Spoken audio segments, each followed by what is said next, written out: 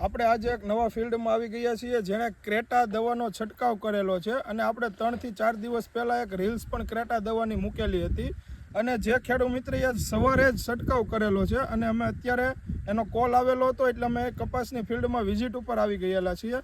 તો આપણે ખેડૂતને જ પૂછીએ કે આનું રિઝલ્ટ કેવું છે, પહેલાં શું રોગ હતો ને અત્યારે એનું કેવું રિઝલ્ટ છે. આ દવા છાંટેલી છે. કેદી છાંટેલી છે? આજ સવારે. બરોબર.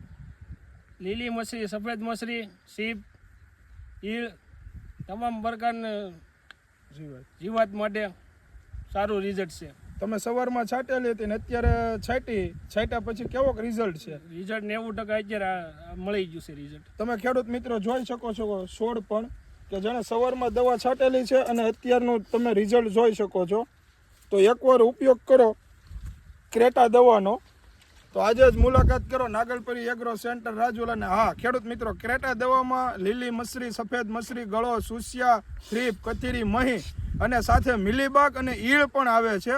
તો એકવાર જરૂર છંટકાવ કરો ક્રેટા દવાનો. આભાર ખેડૂત મિત્રો.